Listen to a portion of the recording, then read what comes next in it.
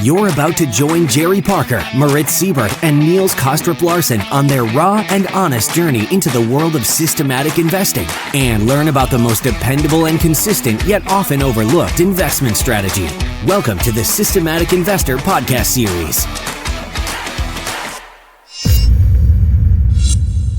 Welcome back to this week's edition of the Systematic Investor Series with Robert Carver, Moritz Siebert, and I, Niels Kostrup-Larsen, where each week we take the pulse of the global markets through the lens of a rules-based investor.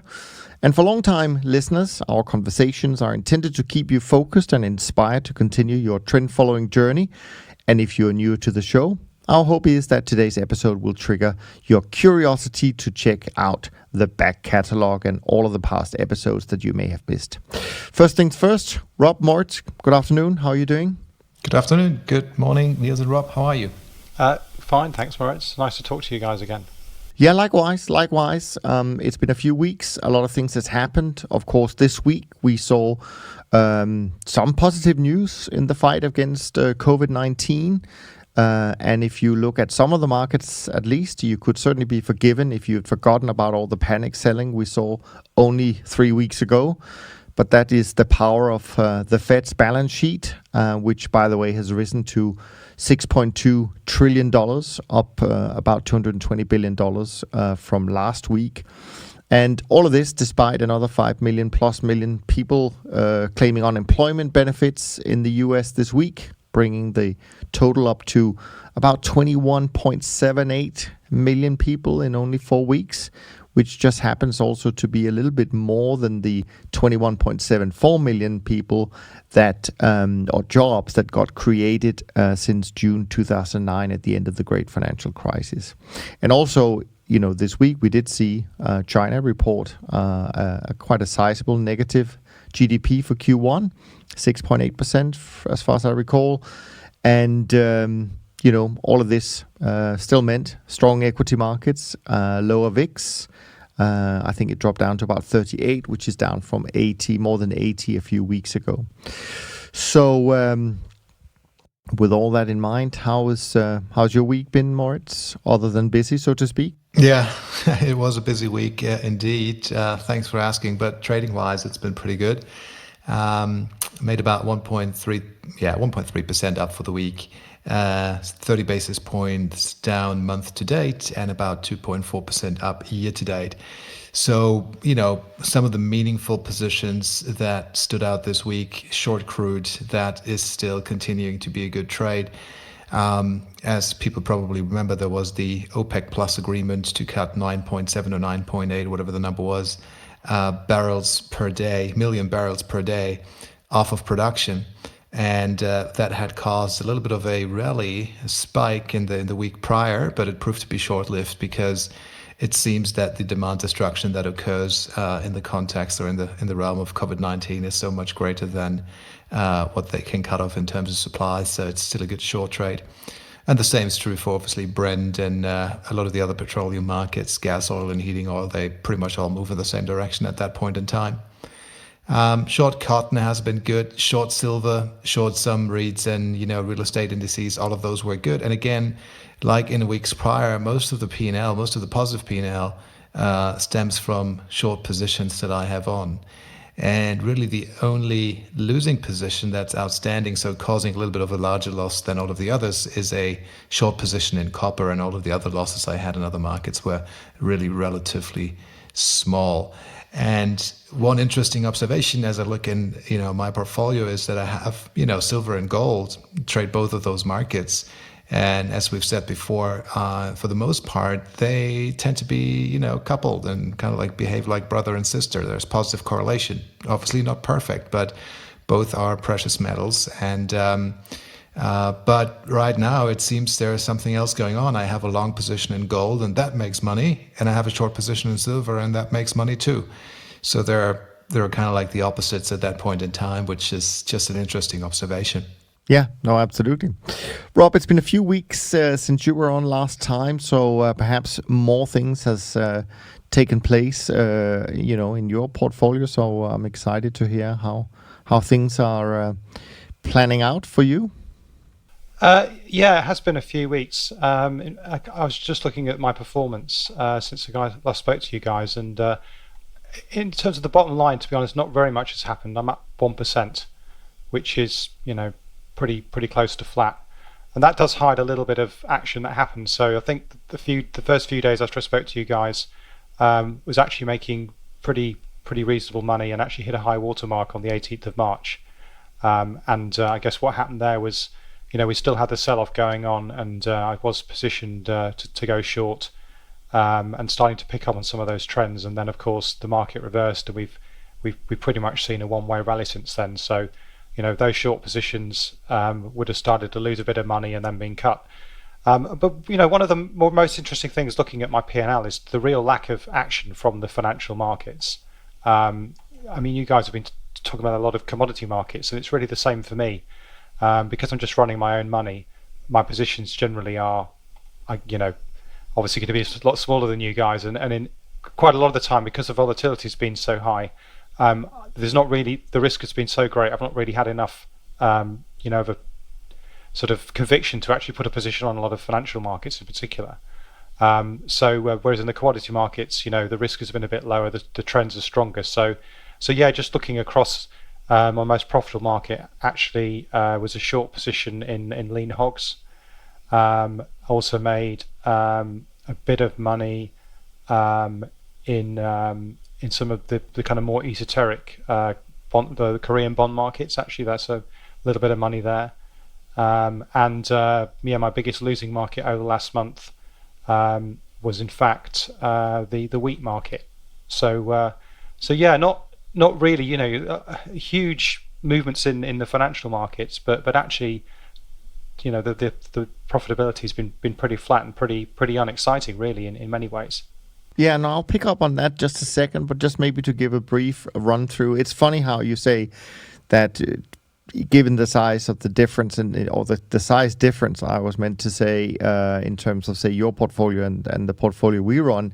Actually, two things that strikes me is one, certainly for this week, our best contributor was lean hogs as well, and the worst one was wheat as well. So even though there's difference in size, it seems like our models are not that different in terms of picking up opportunities. So it was a good week for us as well. Made a bit of money, also made are up a bit for the month as well of April. Of course, a lot of the action still was energy. That was a good sector for us. Fixed income did okay. Equities were flattish, maybe a little bit up. Volatility did, added a little bit of positive contribution. And I would say currencies was pretty mixed, probably flat overall. As you mentioned on your side, Moritz, you were making money in gold and silver. We're not quite that clever, apparently, because we're losing money in gold and making money in silver. But certainly also copper causing a little bit of a challenge for us this week. But overall, a small up. And one of the things that when I was listening to your kind of run-throughs, both of you, here we are sitting in, mid-April. We just had 36% drop off from the high in the S&P, and even more so in other markets. And then we've seen this ferocious rally in equities, to say the least, where some of the markets, like the Nasdaq, is hardly down for the year anymore. And typically for me, my gut instinct will be, that's not going to be good for trend followers when you see something like that. That's kind of like a super shallow V-shaped recovery if you ever saw that. But actually, both of you and on our side as well, it's been pretty calm. It's been pretty uneventful, no drama. Performance actually a little bit positive. So to me, it's a little bit unusual. Obviously very pleasing to see that how the industry, and I think this is an industry-wide thing, it's not just the three of us, that trend followers in general, if we allow you to be brought into that. I know you do a few other things, Rob, of course, on your side, but I think the industry and the strategy has stood up really well through this crisis. What are your thoughts about this? Have you something you've noticed, something that people have commented on in your conversations? Maybe I go first on that. Just touching on lean hogs, I was just looking at the numbers. It is a very good market for me as well. It's actually one of the best performing markets this year on the short side. Just this past week, I mean, I was only reporting this past week's number. This past week, lean hogs didn't do too much in my portfolio, but maybe, our position sizes are very different there. But, what I find really interesting, and this is, one of the things that's repeating is, when you say, Niels, you're on the opposite side, or I'm not sure if you said opposite side of the gold and silver positions, right? So we're all trend following traders, but it shows the diversity that, exists within the space, because we're trading different time frames, we weigh positions differently, et cetera, et cetera, et cetera. And, there you go. There's really a strong case to be made if you are, say, a larger allocator or a larger investor who invests in external CTAs, to not just pick one, but pick a couple. Because and even they're all positively correlated, because they're all trend following CTAs, and maybe their correlation is 0.7, 0.8, or whatever the case may be. But it shows, especially during times like these, there is a dispersion in performance, and that is that uncorrelated or less positively correlated behavior is a good thing for clients' portfolios. Yeah, I mean, I think just picking up on that, I mean, we are long gold, we are short silver, so we have the same position. Okay. But there must have been something during that week, maybe with changes in positions, that have caused us to lose some money in gold. I don't know what the net move for gold was this week. Frankly, I don't look at the charts on a regular basis, so you probably know that much better than I do. But those are just the numbers that I can see from our output. But you're right. I mean, the dispersion has been very evident this time around when we looked at the numbers. Obviously, last time the three of us talked, we didn't really know how the month of March was going to pan out. What it did turn out to be is a month where you had, even among, I would say, established managers with 20-year plus track records, you had numbers, up 30 to down 15 or so. That's what I saw in 1 month. I mean, that's huge, really. And it shows you not just what you mentioned, Moritz, that there are many ways to trade from a trend following perspective. Obviously, the market you choose and time frames and all of those good things will have a big impact on your returns.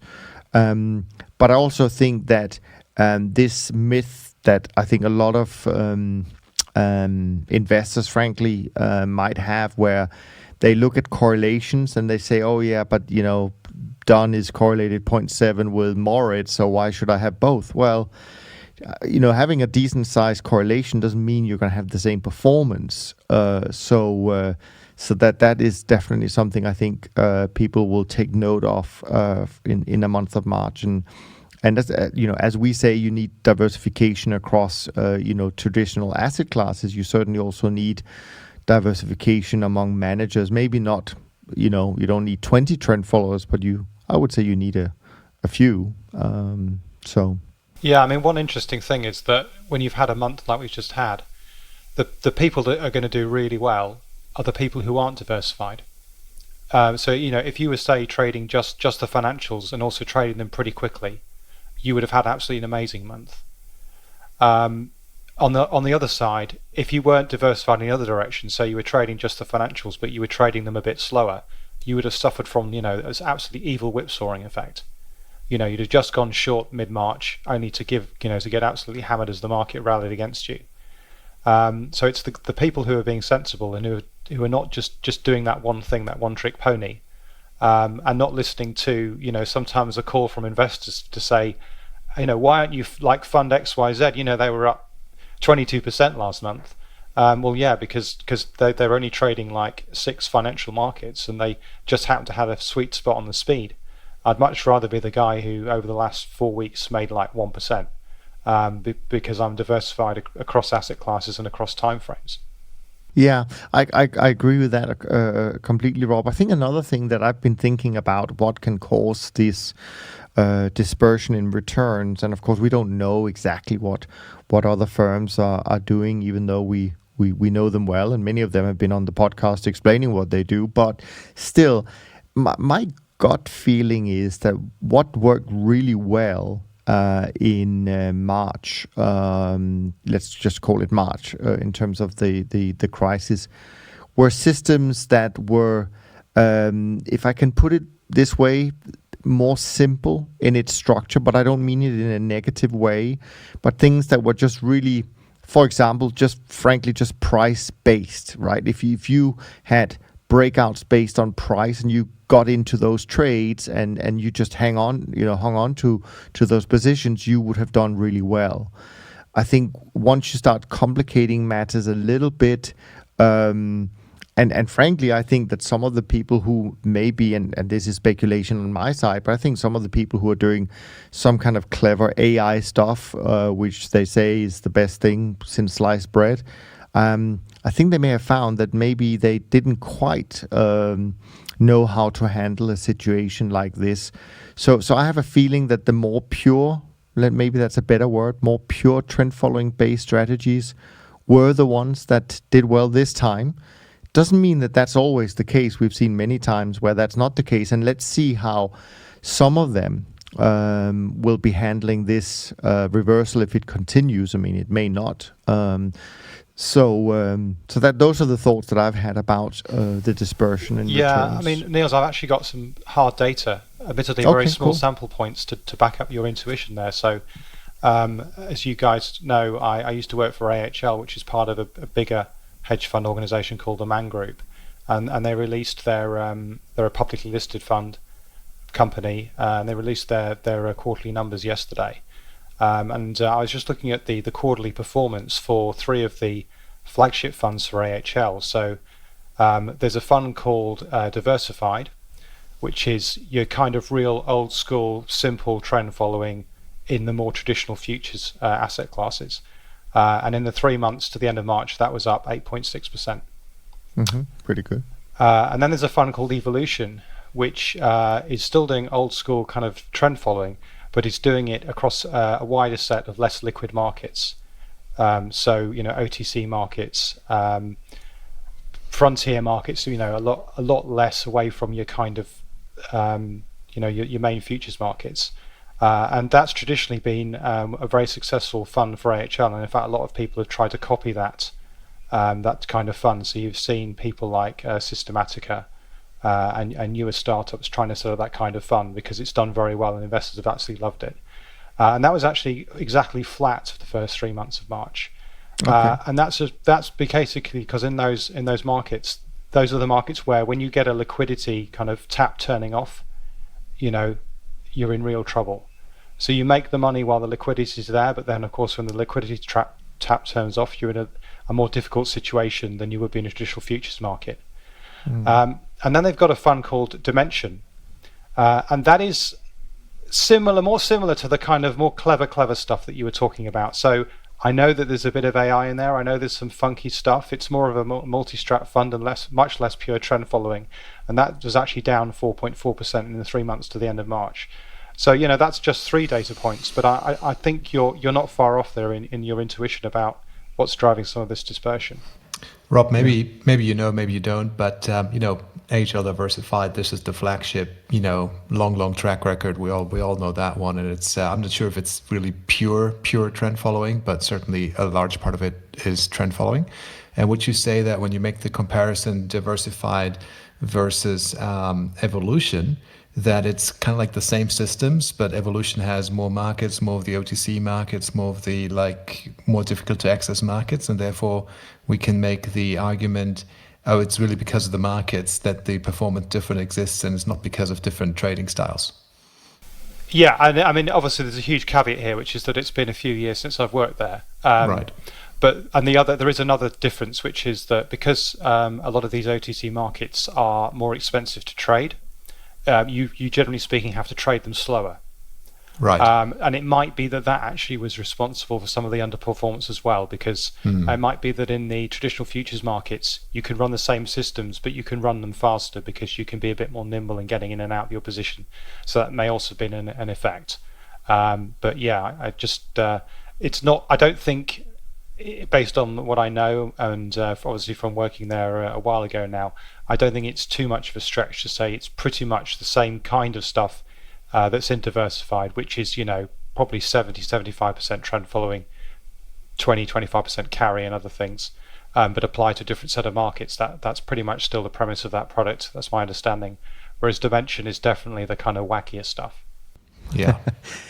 But it also kind of makes sense, right? It kind of makes sense that there has to be a price to pay, right? I mean, if you're willing to take on the liquidity risk, if we call it that, from going into these smaller markets and maybe even going off exchange. I mean, if that was just always going to be a good thing, more people would do it. But there is a risk.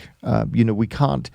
A lot of people think that even with the cleverest people and 100 PhDs and whatever, you can remove risk from your investments. I don't think you can. You can postpone it maybe, or if that's the right word, but you can't remove risk. I think another example of that, just to jump a little bit around in some of the news that I picked up, is what's going on at Renaissance Technologies. I mean, we all acknowledge the fact that they are the best of the best. We all probably read the book, and it's incredible what they've done. And then you see that their institutional fund for their clients was down, 24% or whatever the number was, either in March or in Q1. I can't remember. I think you sent some information from one of the newspapers, Moritz, so you can correct me in a second. But so you see, even with all that computer power, once they're in a level playing field with many other firms, their performance wasn't outstanding. Then, on the other hand, then you go inside their own little black box, the Medallion Fund, which is just for employees, smaller asset base, so they can, I'm sure, do things that you can't do with 50 billion under management, and that's up 20% plus or whatever the number was. Of course, I think morally or from a business perspective, I think it's a little bit challenging that while you're killing it in the markets, your clients are getting killed in another product. I mean, I think that's hard to sell, but clearly not in their case. But it's interesting, and I think again it goes back to this point that however clever we think we are, we can't remove risk really. Correct. Just, regarding the numbers, this is an article that I picked up yesterday evening in the Wall Street Journal. So the numbers are for the Medallion Flagship Fund, which is their internal product, right? No external investors allowed in. It's up 24% year to date through April 14th. And this is, listen to that, this is after 5% management fee and 36% performance fee. And the Renaissance Institutional Equities Fund, the REIF fund, which is available and accessible to external investors, is down 10.4% as of the same date. Can I just very briefly defend Renaissance as an Oh no, we're not picking on them. You can defend them. We love them. It's an observation. Yeah. The Renaissance Equities Fund is a long-only fund. And obviously the Medallion Fund, we don't really know what it does, but I'm pretty sure it's long-short, probably shorter timeframes, trading futures and other things as well. So it's not really an apples for apples comparison. That's right. If Renaissance had an internal long-only equities fund, then perhaps it would be fair to say, to make that comparison. We can talk about the moral issue of why the Medallion Fund isn't open and why they still continue to run that and presumably spend time and effort on it while also running money for outside clients. Comparing the numbers directly is probably a little unfair. No, and my point was not comparing the numbers of those two. Mine was more to say, okay, you have an equities product and it didn't do that much better than the market itself. So, even with all their power and they are really clever people, there are certain things you just can't, change. Yes, but just because we touched on AHL Diversified, this is a fund with a more than 20-year record, and I'm just looking at the long-term chart of that thing, which is net of fees as well, and it just this year made a new all-time high. And of course, there have been difficult periods of time in the last decade, which is why we've heard so many times trend following is dead, right?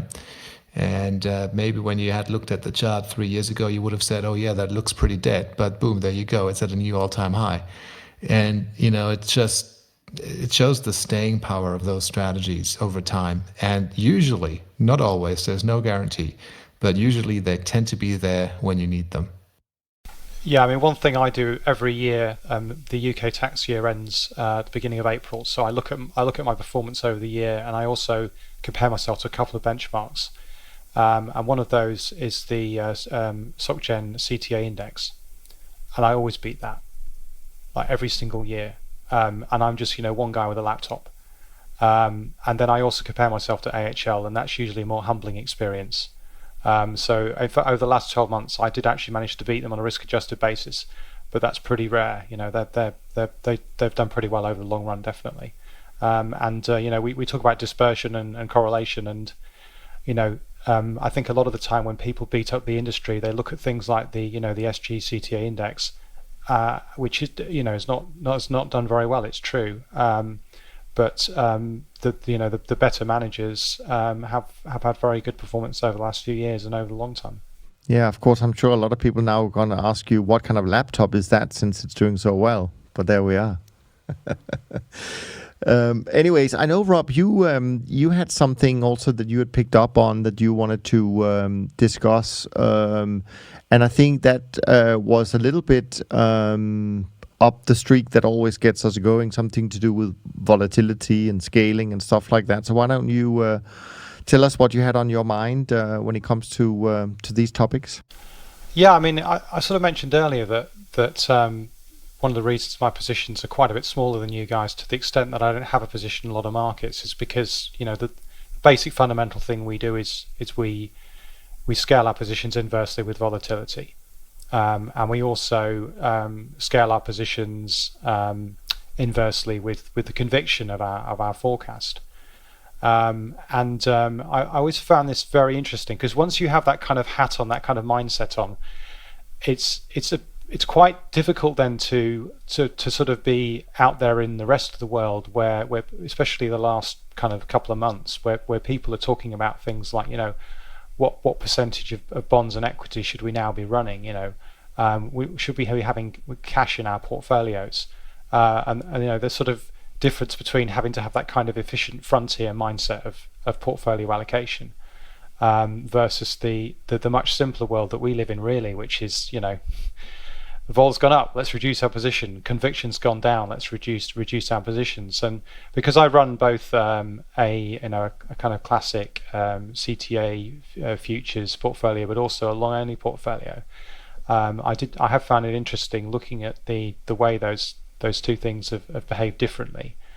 We were talking briefly before the show about people who are able to kind of swoop in with cash available and take advantage of the depressed prices. I mean, we have seen a rally overall, but one thing that really happens when you have a massive sell-off is it's an indiscriminate sell-off, and a lot of things get beaten down more than others. And even when the rally comes back, there's often quite a long time before so let's just assume that the bottom was on the 18th of March, which I think is unlikely, to be honest, but that's a longer topic we can discuss maybe. But if you assume now that the market is now in some kind of slow, sort of kind of bull market, there's still a lot of stuff out there that looks really cheap because things have been sold off primarily for reasons of liquidity. So just looking across equity markets, for example, the US has almost shrugged off this bear market, and Niels, you mentioned the figures for the S&P and the Nasdaq, which is rallied by even more. But if I look at closer to home at the FTSE 100, that's still down at the levels of about 4 or 5 years ago, and the on a valuation basis, it certainly looks a lot cheaper. So that it's kind of interesting to compare, to think about the systematic issue of position sizing, which for the futures trader is very, very easy, but for the long only guys is a lot more complicated. So if you're just used to having a kind of risk parity portfolio 60-40 over the last month, what do you do? Do you have more bonds? Do you have more cash? Do you reduce your equity positions? I think the other thing that's interesting with these kinds of funds is a lot of them do monthly rebalancing. Because we've seen these very savage moves, I think monthly rebalancing the exact date you're rebalancing could have had some interesting effects. And sort of tying into that, sorry, this is all a number of thoughts I've been thinking kind of coming together. I think there's been a lot of debate as to whether monthly rebalancing was responsible for some of the moves that we saw in equities and bonds, because obviously if you're running a risk parity fund, equities sell off a lot. If you're not doing vol scaling, the end of the month you then got to buy a load of equities. And perhaps even if you are doing vol scaling, you've got to buy a lot of equities, because the vol might not have jumped up as much as the price has sold off. So yeah, I was just wondering whether you guys had any thoughts in that direction, because the futures kind of it's an automatic process. It's very simple. The leverage is automatic, but what lessons can we give the guys on the other side of the street? What sort of help can we give them in times like this in terms of position sizing? What lessons are there from the kind of the systematic futures world to the guys on the systematic long only world? Moritz, do you want to go first? Well, one thing what he said with the rebalancing going on, and a lot of the rebalancing tends to happen toward the end of a calendar month or at the start of a new calendar month. This is what's being reported, and I think from my conversations that I have had in the past with institutional investors and allocators, it seems to be the case that is true. That seems to be, for whatever reason, a point in time where people touch their portfolios. And like you say, Rob, because equities had sold off so massively vis-a-vis other asset classes, that actually leads to a rebalancing on the positive side for equities. So they're buying equities. And one thing that, I would certainly recommend to do is to distribute and dilute and reduce the timing luck of those decisions. I'm not saying that they're all doing it in one day, like on the last business day of the month, but really those processes, those rebalancing processes, you can do portions of your portfolios, a certain percentage in 1 week, or on a random day in a given week, and a little bit more in the other week and the next week, and so on, right? So you distribute that effect more over time, and you're much less dependent on picking 1 or 2 or 3 days a month, which may be really bad for you. Of course, they may also be really good for you, but what it does, it introduces some idiosyncratic volatility that you can reduce by just, by spreading the process out over a longer period of time. So that's one thing. Now, volatility scaling is not necessarily a thing that institutional investors can do, because it may result in leverage, right? Having the same volatility in bonds and the same volatility in equities means that you're adding much more bonds to your portfolio, and not all of those portfolios. For instance, when you look at more like those pension and UT type of driven portfolios, can use leverage to the extent that we're doing it when we have, equal sized or equal vol or ATR based position sizes, at least at the start of the trade. So it may not be available to them. See what I mean? Maybe some of them can do it, but certainly not everyone can do it. So I've got a couple of thoughts. So on the rebalancing side, so one reason I know that these effects exist is actually I have done research at looking at them as a potential source of alpha. Certainly. Sure, the turn of the month effect. Exactly. We get all the reportings from the banks. I mean, they send out their reports. It's like, look, we're seeing another 200 billion of equity flow, at the close of this day. And of course, it's the close, right? It's indiscriminate passive buying. It is there. We know it exists. It's just, strangely that it still exists in that size. Well, I have a theory for one reason why it exists, which is that if a lot of these passive ETFs are running off indices, and the index construction actually specifies an end of the month rebalancing. So if you're the owner of that ETF, you've either got to do the rebalancing in a more sensible way over several days, but basically risk having a high tracking error, or you just kind of do everything in the closing auction on the last day of the month and get absolutely murdered. So that's one side of it. But just coming back to the volatility, I mean, do we think that we should be saying to guys who can't use leverage, okay, you can't use leverage, but that means also taking the kind of lessons of volatility sizing into effect.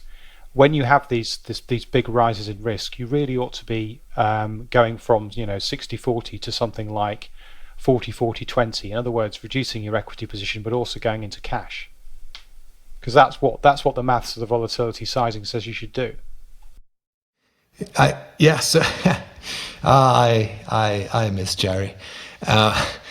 I you know, with my trend following portfolio, and I've said this before, there's a volatility or ATR based position size that I'm using at the start of the trade, so that when I trade lean hogs and I'm trading gold and I'm trading Korean bonds, the expected volatility or the expected ATR that I would make from those markets is equally distributed across the portfolio. And I don't want to be having only half the risk in lean hogs and twice the risk in Korean bonds. I want that to be the same.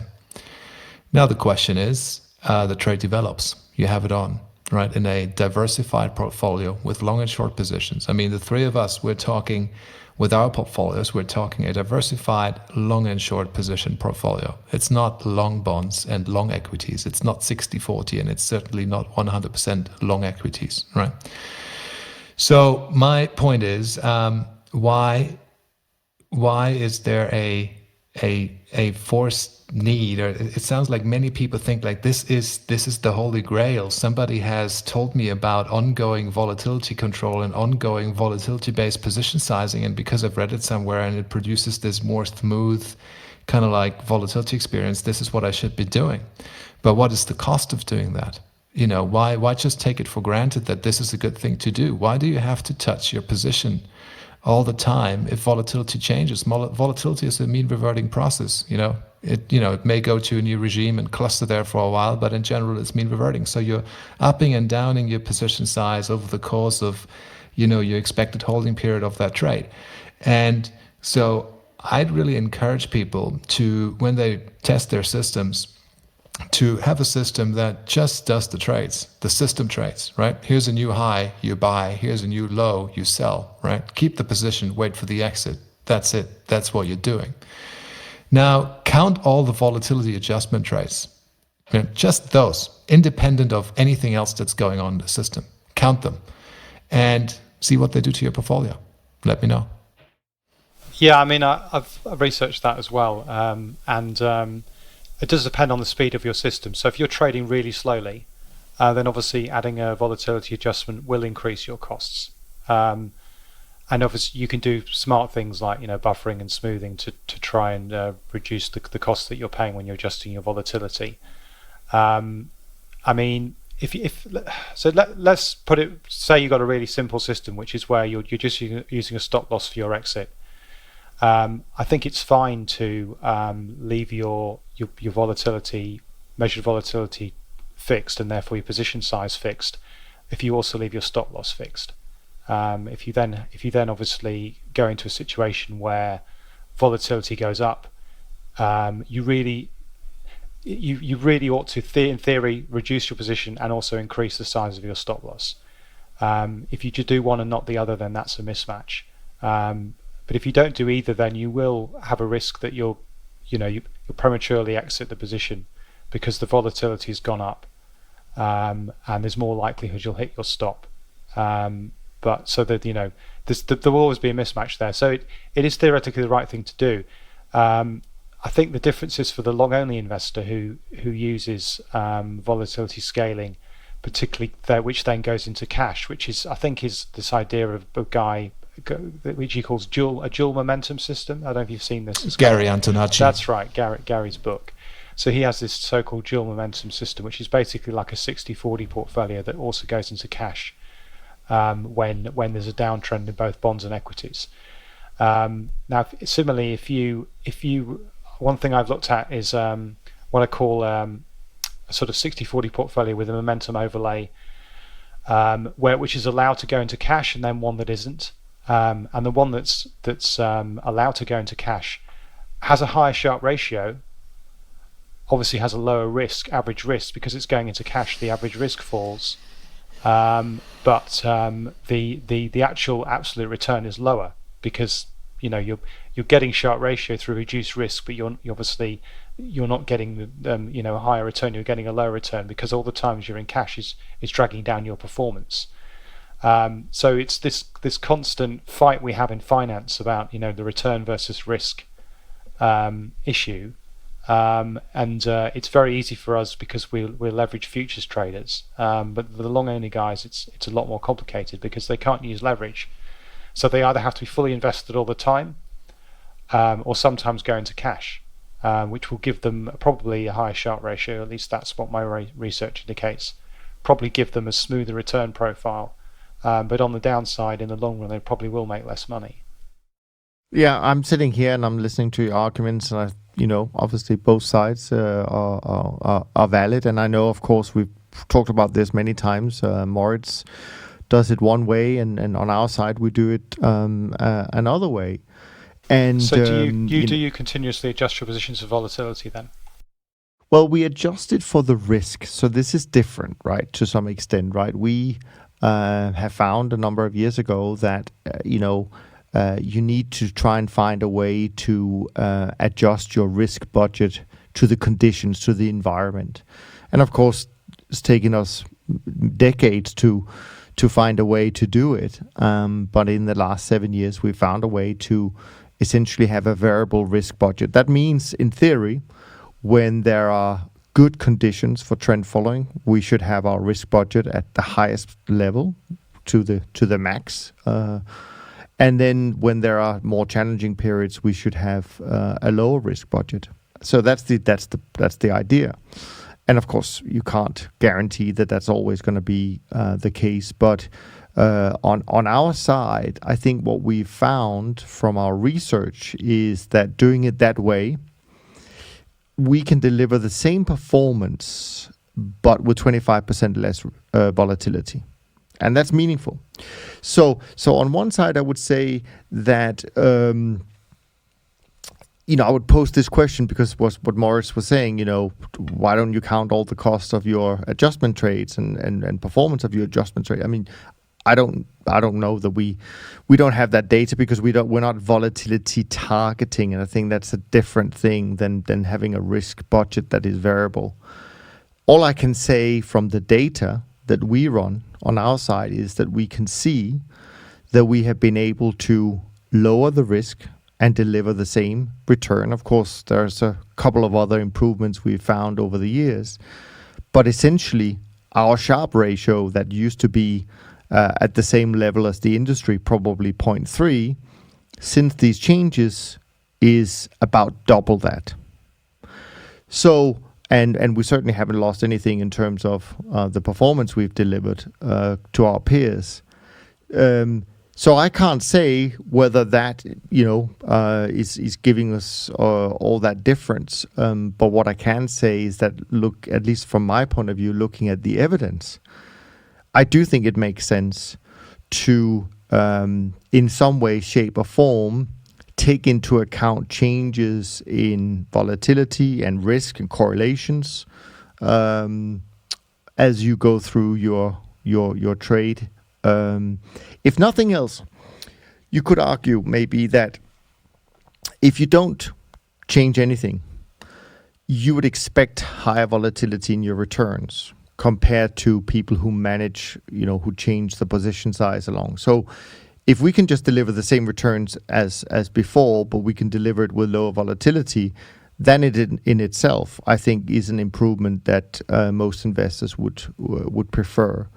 But I don't know if we would make more or less money in an absolute term with or without. I don't know.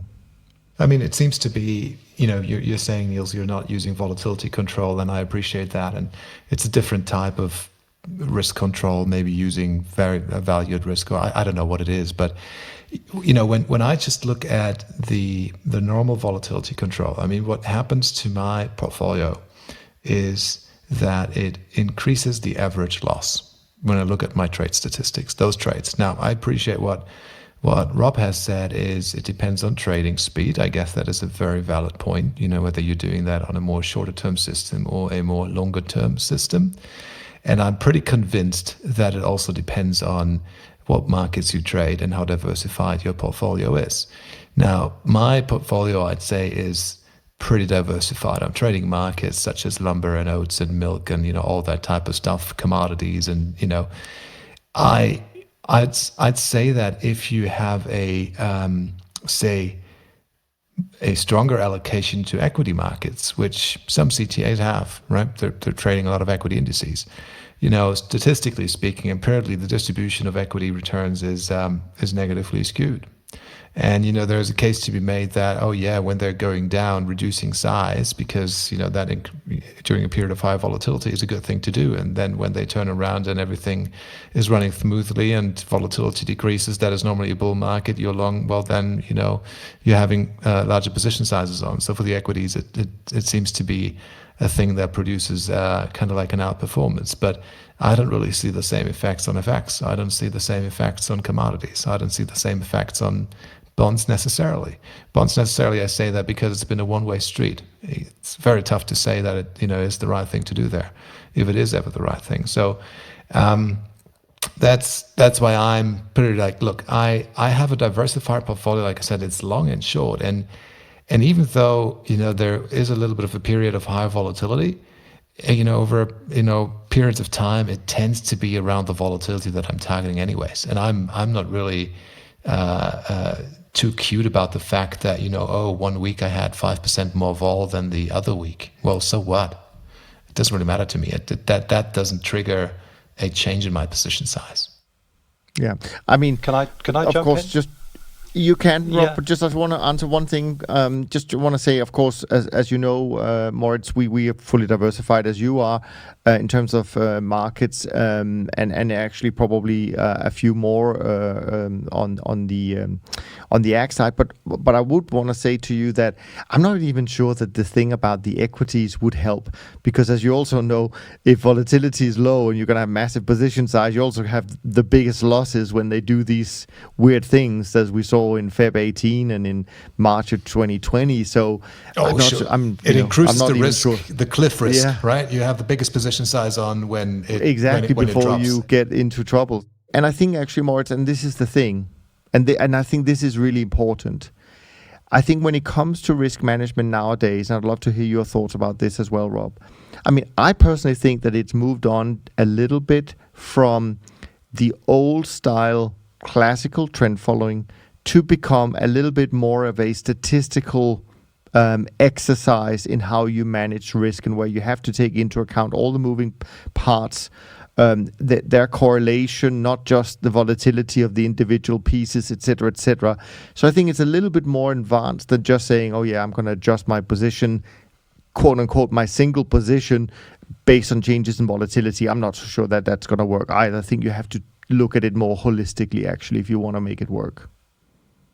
Rob, no, it's interesting. I think the part of the problem is when I try and justify this position I've my kind of my view, if you like, is I am drawn to talk about financial markets, and I'll always pull out the example of something like the VIX, which obviously is a very extreme example because it's a market where the negative skew is just it makes equities look like a walk in the park. It's absolutely horrific, and it's very hard to say that if you start off, let's say you're lucky and you start off being short VIX a couple of months ago, and VIX is at 15 or something, and don't know why you'd have that position on because there was no reason to, but let's suppose you were lucky and you were short VIX.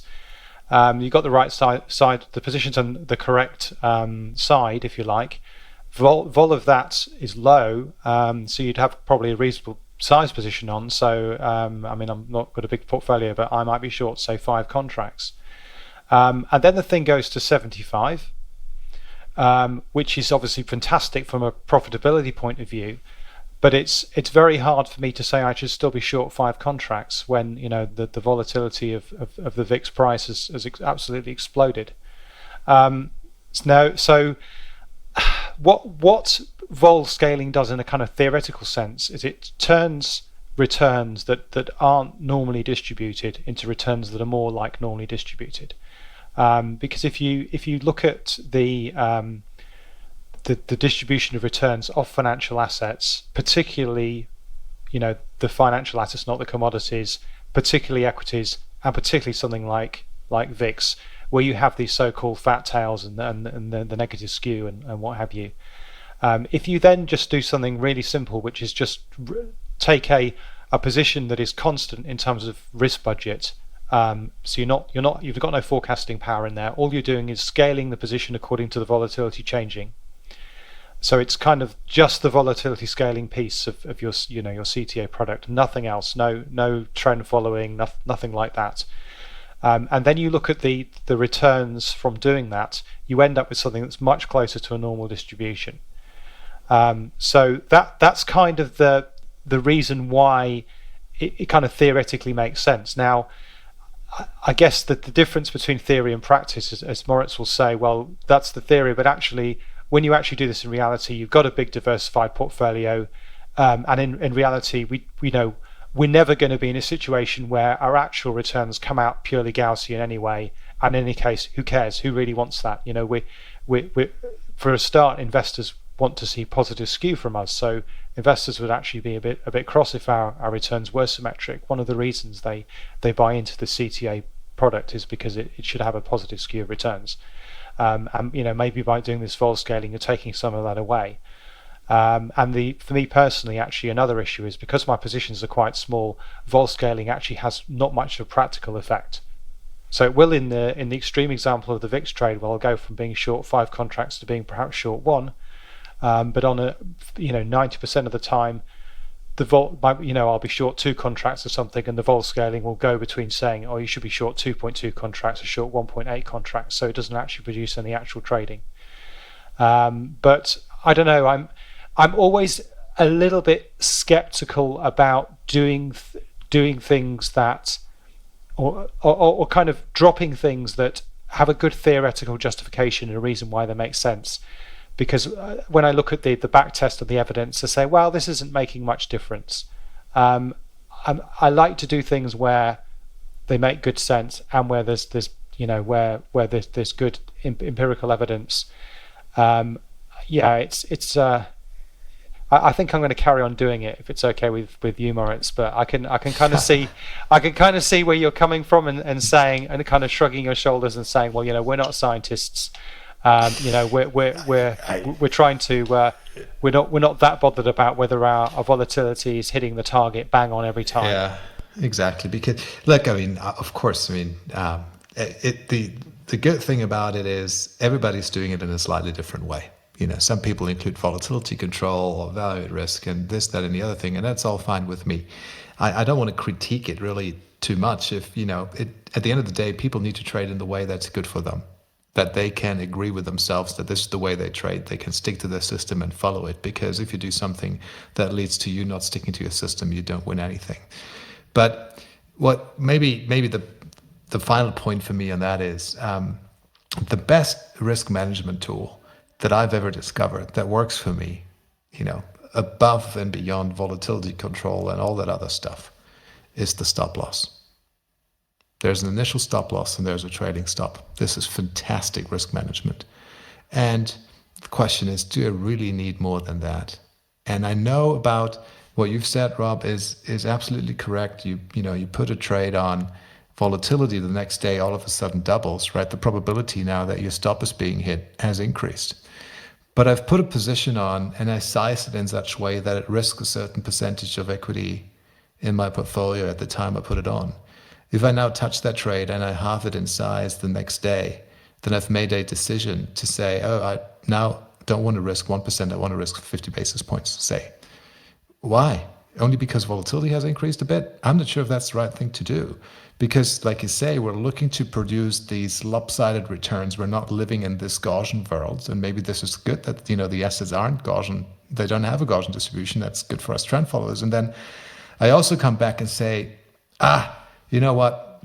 One of the reasons, I guess, trend following works so well is because it's emotionally so difficult and so counterintuitive for human beings to do it that way, to buy the highs. Look at the chart and say, it's made a new high. It's never been more expensive. Let's buy it.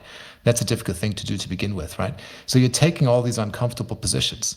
And by not volatility controlling, it makes it a little bit more uncomfortable, right? Because I have these periods of, oh yeah, it's a little bit wobbly right now, right? Stuff's moving. I can make myself emotionally more balanced and go out and play around at tennis by reducing my position size in half. But I also remember that a lot of the stuff that makes me the money is because I am in uncomfortable positions. And many times they just pay for so many things that, I'm really happy with that. I mean, had I vol controlled, my short size in the energies would be much, much less, right? I'm making money because I have a still fairly decently sized short position in crude. And why not?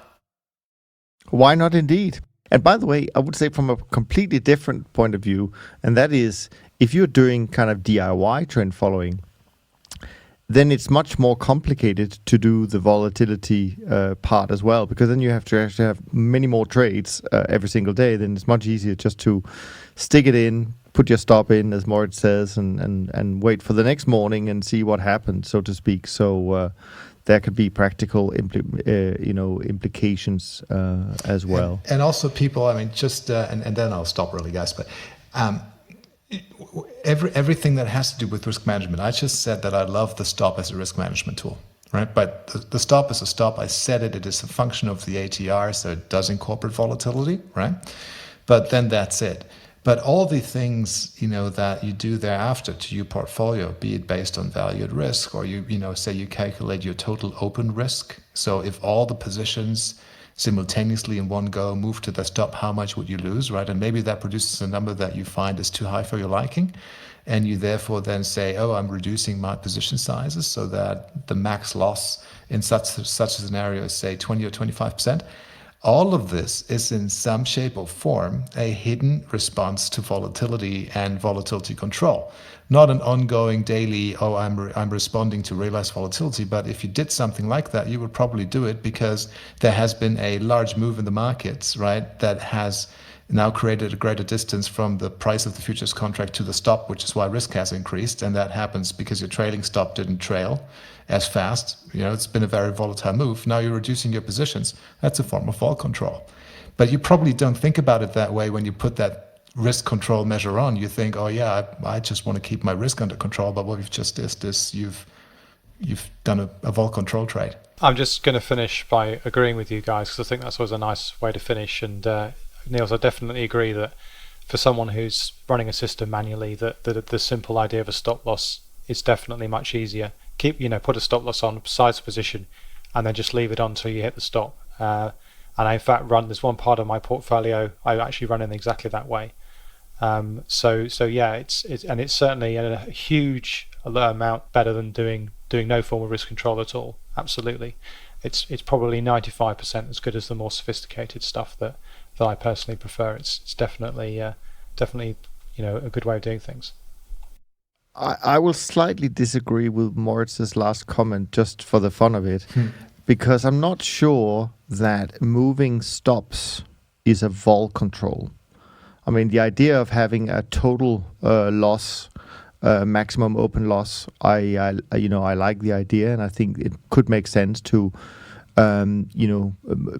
change accordingly. But if you could just move your stops as well and keep your positions if you wanted to somehow. I mean, you don't have to necessarily change the positions. You can do both, I guess that's what I'm trying to say. Yeah, but, when you move the stop, if it's an ATR based stop, then you're changing the amount of risk that you have, the target amount of risk that you want to do with that trade.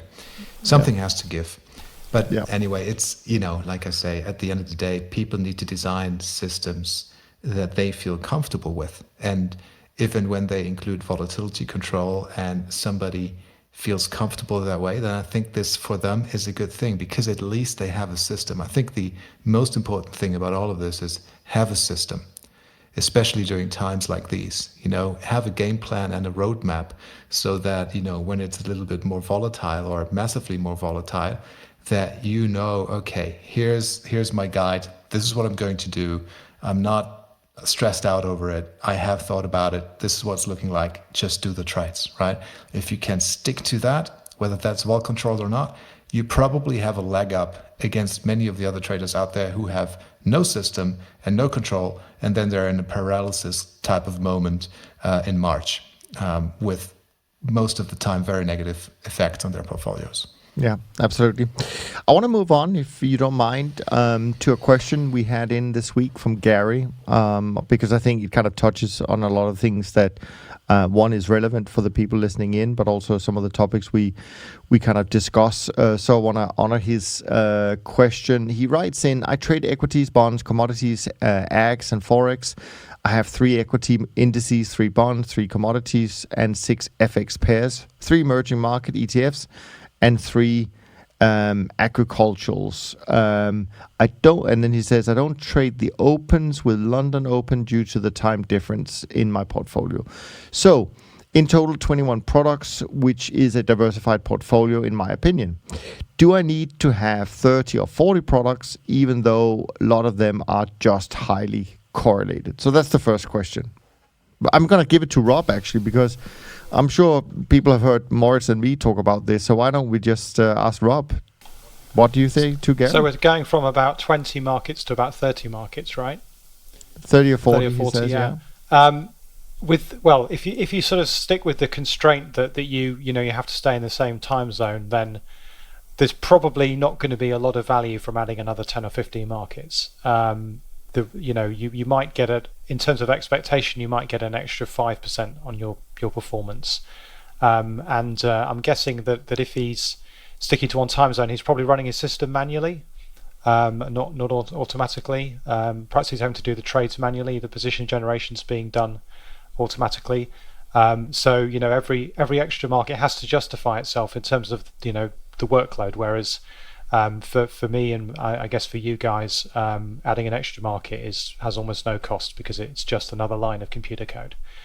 Now, if Gary was to be able to trade a wider set of time zones, then I would say there's probably he's more likely to get something like a 15 to 20% performance boost from adding in expectation from adding an extra 15 markets, because he will be able to get more diversification.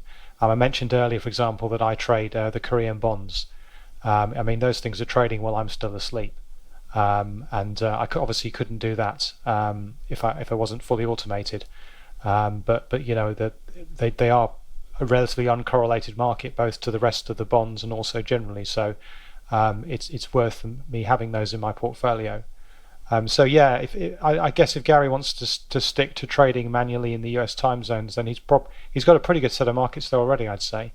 If he wants to widen his horizons a bit more, then it probably would be worth adding some more. Yeah. Okay. Now, the second question from Gary is, based on my model, I initiate a position at close. Here's my dilemma. Let's say I get a long on daily chart, but weekly chart is showing me that the instrument is still bearish or neutral. Should I ignore the signal? And I'm trying to read here. It is simple, low probability bet, and I don't see strong moves in my model in most cases until weekly charts aligns with the daily. Super strong moves come when monthly and weekly aligns with daily. So should I restrict to only one time frame and take all signals as they come and completely ignore bigger pictures? Or should I adjust my risk accordingly, depending on how relative strength based on higher time frames? Now, obviously, that's a slightly different question, because I think now we're talking about, different time frames. And I think we can all agree that using different time frames is a good idea, because exactly as you say, Gary, you're going to get different signals and different noise, frankly, from using different time frames. But again, Rob or Moritz, if you have anything to add here to Gary, maybe a simple example of what you think he should be doing in terms of time frames, feel free. So the way I would trade is that effectively my position is going to be based on an average of what the different time frames are doing. So if all three are kind of lined up and all three are buying, say, then effectively I'd have a really strong position on, a really big position on. If the daily's in going one way and the monthly and the weekly are going the other way, then my position would be much smaller. But I guess it depends on how Gary's actually running his system. So it sounds like he's running it more with what I call discrete positions. In other words, he sees the signal, he buys, he then holds till it hits a stop or whatever, as we've been discussing, and then closes. So I guess there's kind of two different options here, really. One is that he could run it as effectively three different systems. In other words, divide his capital up into like a daily, a weekly, and a monthly system. Maybe, I mean, just as a rule of thumb, maybe a third of his capital in each, and then sort of treat those as three individual trades. Now that's going to be probably quite a bit of work if he is running it pretty manually, so he may not want to do that. Alternatively, he could just say, okay, I'm not going to open up a position until 2 out of 3 or 3 out of 3 of these things agree with each other. So I'm going to not do the weak situation where only 1 out of 3 are agreeing with each other, and filter out those trades. And as to which you should do the 2 out of 3 or the 3 out of 3. Well, obviously the 3 out of 3 is going to be very selective, and he'll be doing much fewer trades. But they will be, as he says, kind of higher probability. That's sort of the equivalent in my system of all the forecasts agreeing with each other and having a larger position on. So if he's got the technology, he should try back testing both of those, see which works for him. Or alternatively, he could maybe just try running it with 2 out of 3, and if that's resulting in too many entries, then just scale it back and just go when they all agree. Yeah. Last question from Gary. I think maybe that's something that Moritz might want to jump in on this one. And Gary writes, is pyramiding a bad strategy? I know Turtles did it in the past, though their risk was 200 basis points per 2 ATR, which is very high. By risking 20 basis points per ATI and per ATR and adding on pullbacks, returns can be increased. What are your thoughts? I don't know that we can verify those numbers about the Turtles, but maybe you have some insights, Moritz. Don't have the insights on the turtle numbers, but pyramiding, I think, gets a bad rap. It sounds bad when you do it, when you have like this long equity portfolio and you keep on buying and buying and buying, and then eventually the market turns and you have a relatively large loss. But I mean, with the way that I trade is I combine in my portfolio different trading speeds. So you may think about that, breakouts of over different look-back periods, 100-day breakout, 200-day breakout, 300-day breakout, those type of things. And while in some cases, and actually often, they tend to happen at the same time, so the 100-day breakout is the 200-day breakout at the same moment in time, but it's not always the case, right? And so, you may call that pyramiding if there is an environment where I'm taking the 100-day breakout and then a little bit later the market continues to go up and I take the 200-day breakout and then the 300 and all the other things that I trade.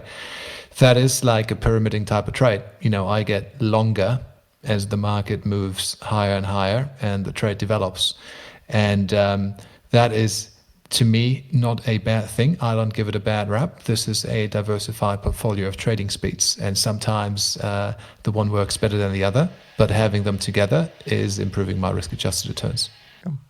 Any thoughts, Rob, on this, or pretty much agree? Yeah, I pretty much agree. That's very similar to what I do, and it also works with the kind of non-trend signals. Like, so for example, carry. If you just think about FX carry, generally speaking, you want to have a bigger position when the interest rate differential between the two currencies is larger. Now, there is a little bit of a kind of a tail effect in that, after very, very strong trends, it's more likely that, they've been going on for a long time, it's more likely there'll be a pullback. And similarly, if in carry, if the interest rate differential is very large, then it's quite likely that you've got an emerging market currency perhaps that's in serious trouble. So some people actually, and I have done this in the past, some people do kind of actually reduce their positions when their signals are really strong, and that may also be because you just you don't want to have too much leverage or too much concentration in one position as well. I don't do that anymore, but I do cap my position, so I don't allow my forecast to go above twice the value of the average forecast. So in practical terms, for Gary, that means pyramiding's fine up to a point. Don't just keep adding and eventually your position will be very large, the trend will break and you'll be in a lot of trouble. Yeah. Good points, guys. Thanks for the question, Gary. And as always, everyone can write us at info@toptradersunplugged.com, and we'll do our best to answer your questions. We still have one question from Michael hanging, and I'm going to leave it hanging. Michael, sorry about that, but your question is relevant for the guest we tried to get on last week, but for technical reasons, it didn't work. I'm sure he'll be back soon, so I'm just going to hang on to that, Michael, a little bit longer. Let me do a quick run through of the performance, where we stand right now in terms of the various indices we follow. The BTOP 50 index is up 52 basis points for the month of April, but down 1.76 for the year. The SocGen CTA index is up 64 basis points for the month and up slightly 9 basis points for the year.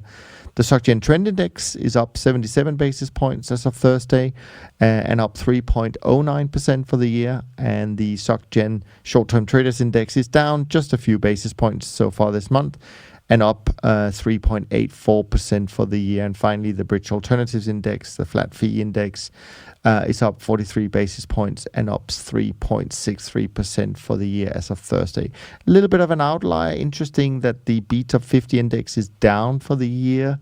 It is the 20 largest CTAs open to new investors, so I don't know if size in this case is keeping performance down a little bit this year at least. Any other thoughts, guys, that you want to bring up before we wrap it up? Obviously, you'll be back in a month's time or so, Rob. So if there's any questions people already want to line up for Rob for next month, which is mid-May or so, then do send them as well. We'll keep them safe for you until he's back. But anything else you want to bring up? Final thoughts? No, just to say that when I come back on, it'll actually be my birthday. So if anyone wants to send any cake, that will also be very welcome. Thank you. Right, virtual cake. Or we can't, social distances, Rob. Come on. We have to sing you a happy birthday song. Ooh, more. A new challenge. Niels, you go first.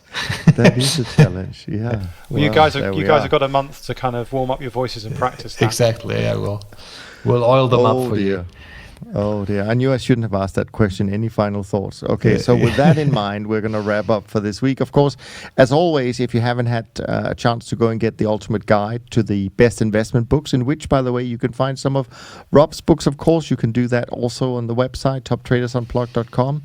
And as always, if you have a few minutes to spare and have time to leave a rating and review on iTunes, that really does help other people discover the podcast, and it certainly helps us, and we appreciate it very much. From Rob, Moritz, and me, thanks so much for listening, and we look forward to being back with you next week. And in the meantime, keep staying safe. Thanks for listening to the Systematic Investor podcast series. If you enjoy this series, go on over to iTunes and leave an honest rating and review. And be sure to listen to all the other episodes from Top Traders Unplugged. If you have questions about systematic investing, send us an email with the word question in the subject line to info@toptradersunplugged.com, and we'll try to get it on the show. And remember, all the discussion that we have about investment performance is about the past, and past performance does not guarantee or even infer anything about future performance. Also understand that there's a significant risk of financial loss with all investment strategies, and you need to request and understand the specific risks from the investment manager about their products before you make investment decisions. Thanks for spending some of your valuable time with us, and we'll see you on the next episode of The Systematic Investor.